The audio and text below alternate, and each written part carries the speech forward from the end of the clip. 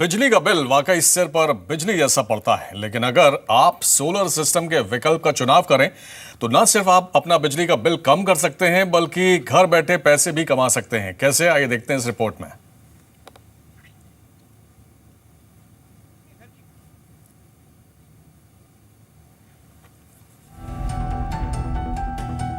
घर बैठे बिजली बनाइए और पैसा कमाइए।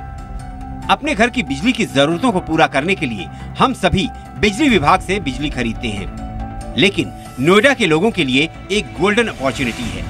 अब नोएडा के लोग अपने घर या दफ्तर में बिजली बनाकर बिजली विभाग को बेच सकते हैं और पैसे कमा सकते हैं। जी हाँ, बिल्कुल सही सुना आपने।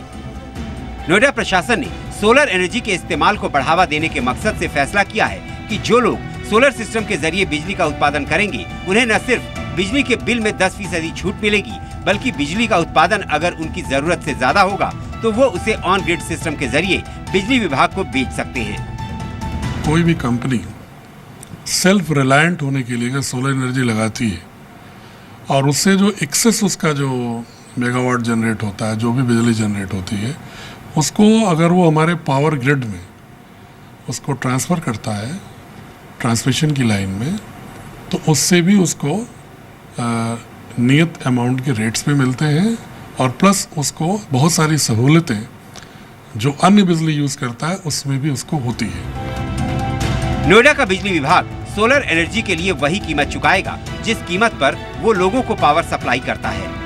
आपने विभाग की कितनी बिजली का इस्तेमाल किया और कितनी बिजली आपने विभाग को दी, इसका हिसाब नेट मीटरिंग सिस्टम द्वारा रखा जाएगा।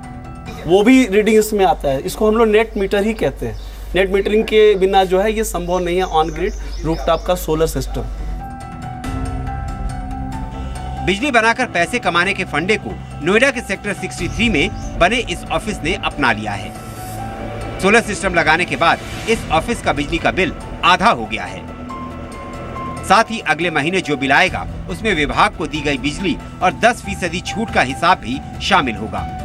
वो इंसेंटिव भी है तो उसको लेने के लिए भी लोग आगे आएंगे। और जहाँ तक जो डोमेस्टिक है उसके लिए मैंने सुना है कि गवर्नमेंट लगाने में भी सब्सिडी दे रही है, तो उसके लिए तो उनको फ़ायदा ही फ़ायदा, दोनों तरफ से फ़ायदा है। एक तो लगाने में भी फ़ायदा हो गया और मीटर में जितना इस्तेमाल कर रहे हैं उतना जो है 10% अगर सब्सिडी उनको मिल रही तो इससे बढ़ के और क्या हो सकता। सोलर एनर्जी की तरफ लोगों के बढ़ते रुझान का अंदाजा इसी बात से लगाया जा सकता है कि झाझर के प्रकाश हॉस्पिटल में अब पूरी तरह से सोलर एनर्जी का ही इस्तेमाल होता है। 2000 पर डे के हिसाब से डेली होता था हमारा एग्जेम्पशन इसका कॉस्ट का। साथ में रफली 15 से 20 हज़ार हमारा रेंट जनरेटर का पर मंथ जाता था, उससे हमारा बिल्कुल सेव हो गया है। अब तो हमें लाइट की ज़रूरत ही नहीं पड़ती है, सोलर चलता रहता है। सोलर एनर्जी बहुत ही किफ़ायती साबित हो रही है। यही वजह है कि सोलर सिस्टम की मांग में पिछले दिनों में तेजी से इजाफा हुआ है।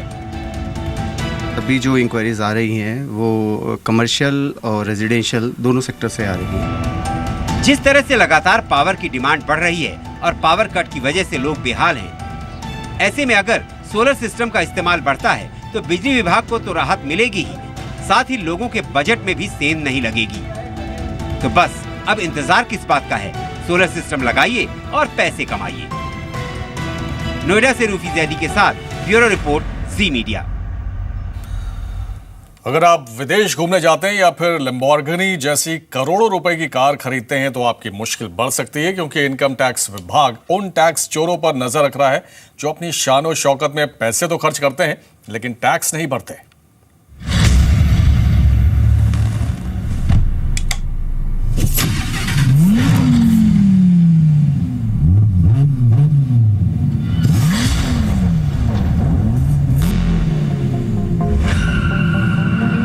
लैम्बोर्गिनी इस महीने अपने 4 करोड़ रुपए वाले मॉडल को भारत में लॉन्च करने जा रही है, लेकिन इसके खरीदार इस बात से परेशान हैं कि गाड़ी खरीद तो लें, लेकिन इसके बाद जो मुसीबत उनके पीछे पड़ सकती है वो काफी भारी हो सकती है।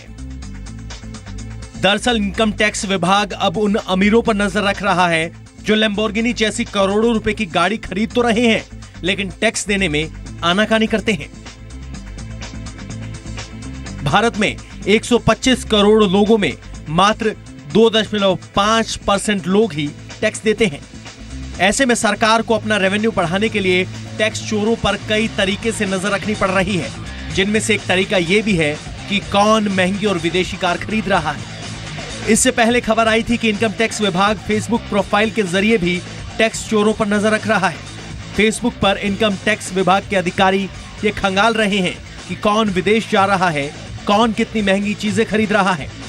हालांकि इनकम टैक्स विभाग की तरफ से ऐसा कोई सर्कुलर जारी नहीं किया गया है कि फेसबुक या लैम्बोर्गिनी खरीदने वालों पर नजर रखी जाए, लेकिन जी बिजनेस को मिली जानकारी के मुताबिक इनकम टैक्स विभाग का कहना है कि उसे आईटी एक्ट के तहत सार्वजनिक हो चुकी चीजों की पड़ताल करने का हक है, जिसके जरिए वो टैक्स चोरों तक पहुंच सकता है।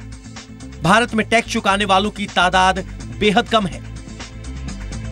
सूत्रों से मिली जानकारी के मुताबिक 2012-13 में 50 करोड़ से ज्यादा कमाने वाले सिर्फ 6 लोगों ने रिटर्न फाइल किया। अब हालात ऐसे हैं कि लोग कमाना तो चाहते हैं, लेकिन टैक्स कोई नहीं भरना चाहता। ऐसे में इनकम टैक्स विभाग रोज नए ऐसे हथियार तैयार कर रहा है जिससे टैक्स चोरों पर नजर रखी जा सके। ब्यूरो रिपोर्ट, जी मीडिया। और फिलहाल इस बुलेटिन में बस इतना ही।